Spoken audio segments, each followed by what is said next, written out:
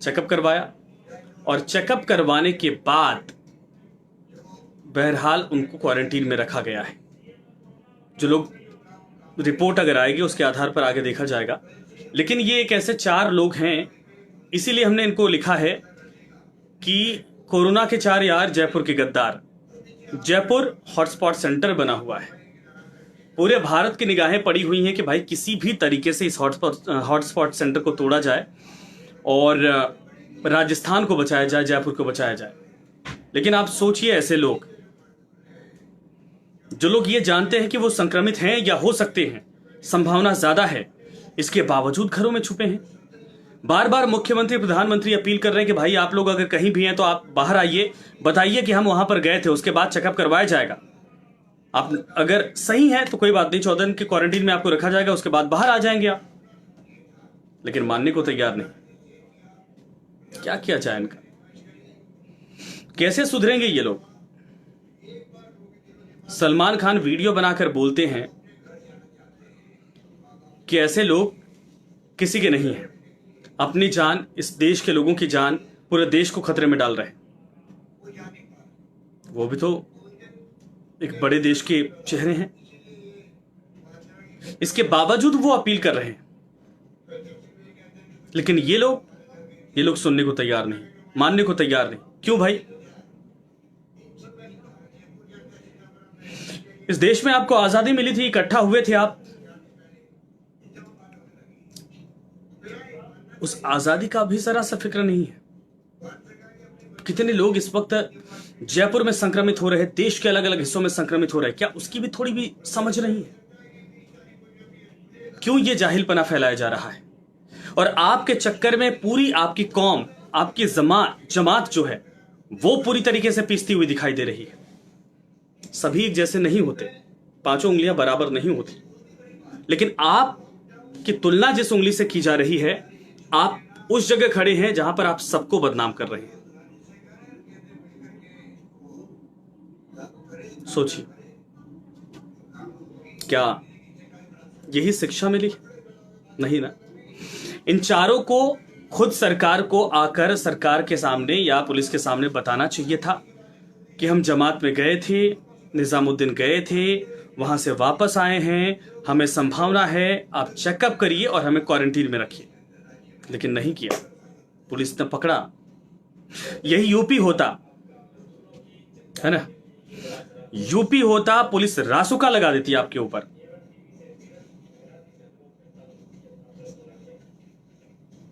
बताइए, कहीं पत्थर मार रहे हैं आप, कहीं पर लोगों को संक्रमण फैला रहे हैं आप, कहीं पर थूक रहे हैं आप, कहीं पर नोटों पर थूक रहे हैं।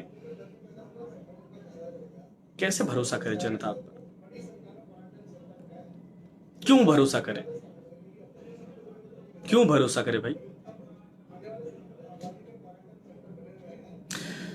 इसीलिए इस वक्त धर्म, जात, पात, भेदभाव भुलाकर प्लीज मानवता की रक्षा करिए।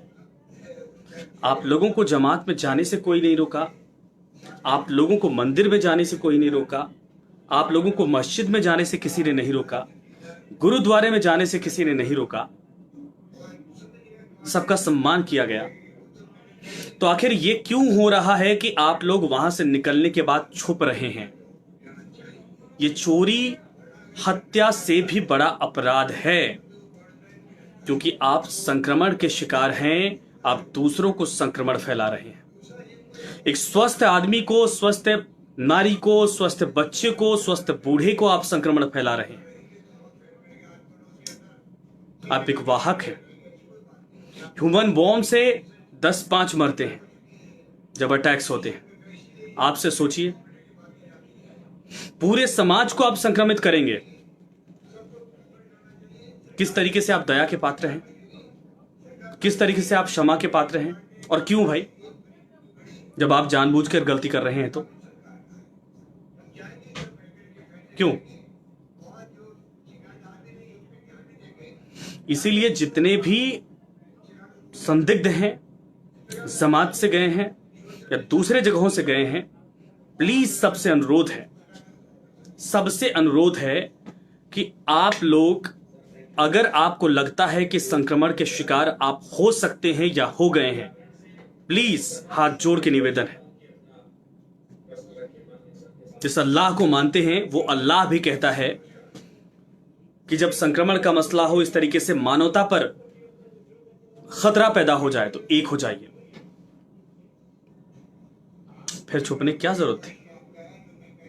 क्यों छुपे आप?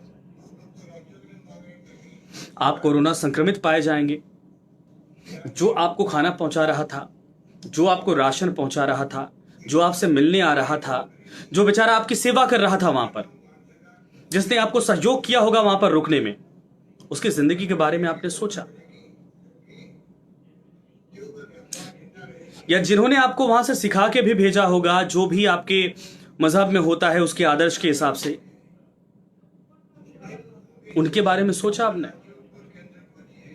अपने घर परिवार के बारे में सोचा, जिन्होंने आपको पैदा किया, आपके मां बाप, आपके भाई जो आपके सगे खून है, आपकी बहन, आपकी बीवी, आपके बच्चे, किसी के बारे में आपने सोचा कि आपकी लापरवाही कितनी बड़ी भारी पड़ जाएगी उनके ऊपर?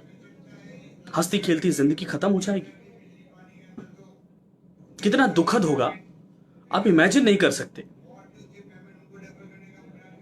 एक बूढ़ा बाप इस संक्रमण की वजह से जवान बेटे की अर्थी को अपने कंधे पर लेकर जाए, दफनाने लेकर जाए।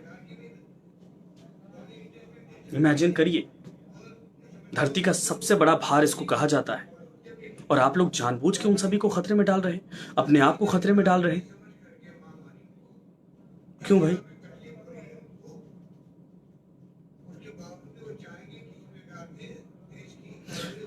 इसीलिए जितने लोग हैं सब पर सरकार की निगाहें हैं, जो लोग वहां से आए हैं निजामुद्दीन से, आप सभी से अनुरोध है कि आप लोग किसी भी तरीके की लापरवाही मत बरतिए, घरों में रहिए। संक्रमण का खतरा है तो आप तुरंत अधिकारियों को सूचित करिए। किसी तरह का डर नहीं आपको है, आपका इलाज किया जाएगा, आपके भले के लिए यह सब होगा, आपके भविष्य, आपके परिवार के भविष्य के लिए यह सब होगा। और जिंदा रहेंगे तो धर्म, मजहब, जात पात सब कुछ हो जाएगा। जितना आपको शान बघारनी है बघारिएगा, जितनी इबादत करनी करिएगा, जितनी पूजा प्रार्थना करनी है करिएगा आप लोग, लेकिन जिंदा रहेंगे तब तो। आप हल्के में मत लीजिए इस बीमारी को। आज कोरोना की रिपोर्ट अमेरिका में 4500 कुछ लोगों की मौत, अमेरिका जैसे देश में एक दिन में 24 घंटे के भीतर।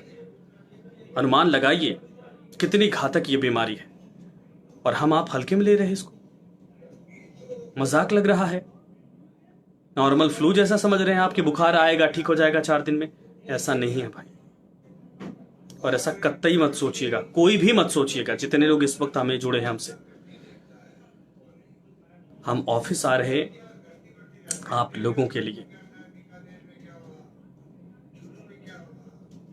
पुलिस वाले ड्यूटी कर रहे आप लोगों के लिए, नर्स डॉक्टर ड्यूटी कर रहे आपको नया जीवन देने के लिए, सफाई कर्मचारी ड्यूटी कर रहे ताकि दूसरी बीमारी का संक्रमण आपको ना हो जाए, पर आप पत्थर मार रहे। टोंक वाले जो खबर सामने आई आज, आप उन पर पत्थर मार रहे, उन पर हमला कर रहे। कहां से आती है ये गंदी सोच? थूकना, पत्थर मारना, हमला करना, अस्पताल में बिना कपड़ों के घूमना, नर्सों के साथ अश्लील हरकतें करना, फप्तियां कसना, शराब मांगना, नशीले पदार्थ मांगना, कहां? किसी धर्म में लिखा है क्या ये? किसी मजहब में लिखा है क्या? किसी किताब में लिखी है क्या ये चीजें? इसको जाहिल नहीं बोलेंगे तो क्या बोलेंगे? जाहिल कहने पे चढ़ जाते हैं लोग। इसको जाहिलियत नहीं बोलेंगे तो क्या बोलेंगे भाई? एक ट्विटर पे अभी 3-4 दिन पहले मैंने देखा, एक लड़की थी, उसने लिखा था बकायदा कि कुछ जाहिलों की वजह से अगले जन्म मुहे इस धर्म की, इस जाहिलियत वाले समाज की बेटी मत करना। मैं नाम नहीं लेना चाहूंगा। क्यों आप लोग इस तरीके से कर रहे हैं? इसलिए आप सबसे अनुरोध है भाई साहब, जितने लोग आप लोग वहां से आए हैं, आप सभी लोग साफ तौर पर अपने आप को क्वारंटीन में रखिए। लक्षण मिल रहा है तो कतई आप लापरवाही मत बरतिए। तुरंत सरकार को बताइए, पुलिस को बताइए और अधिकारियों को बताइए, अस्पतालों में जाकर अपने आप को एडमिट करवाइए। आपके साथ अपने घर परिवार की भी चिंता करिए कम से कम। और यही जरूरी है इस वक्त, यही मांग है, वरना मिट्टी के नीचे दफन हो जाएंगे, आपका अस्तित्व तक मिट जाएगा और दूसरों 4 लोगों को बर्बाद करके आप जाएंगे और उसमें सबसे पहले आपका घर आएगा संपर्क में। बताइए, ये चाहते हैं आप? नहीं चाहते हैं, जाहिर सी बात है नहीं चाहते होंगे। तो अकल का इस्तेमाल करिए, जाहिलियत को निकालिए। आप ही के समाज के, हमारे समाज के पढ़े लिखे जो युवा हैं, उनकी सोच को समझिए। किताबें एक नहीं, कई किताबें पढ़िए। आप लोगों के दिमाग को पढ़िए, ब्रेन डेवलप होता है। किसी के बहकावे में आकर, ब्रेन वॉश होकर आप अपने परिवार को, अपनी जान को खतरे में मत डालिए। सबसे बड़ा धर्म इंसानियत है और इंसानियत नहीं रहेगी तो फिर क्या होगा। इसीलिए मेरे साथ जुड़िए। बहरहाल ये पूरी कहानी हम आपको बताएंगे 7:30 बजे जयपुर सिटी में। मेरे साथ जुड़िए और बहुत सारी खबरें हैं वो भी हम आपको बताएंगे जयपुर की। आज जयपुर का, राजस्थान का आंकड़ा कितना हो चुका है और जोधपुर का आंकड़ा कितना हो चुका है, जयपुर के रामगंज इलाके में कितना आंकड़े आए हैं, आज बीकानेर की स्थिति क्या है, भरतपुर का लगातार मसला बढ़ता जा रहा है, वहां पर क्या कुछ हुआ है, सब बताएंगे डिटेल के साथ। और दुनिया और भारत में कितने केसेस, कितनी मृत्यु और कितने आज पॉजिटिव मामले सामने आए, सब अपडेट देंगे हम। लेकिन मेरे साथ शाम 7:30 बजे जयपुर सिटी आप जरूर देखिए। नमस्कार।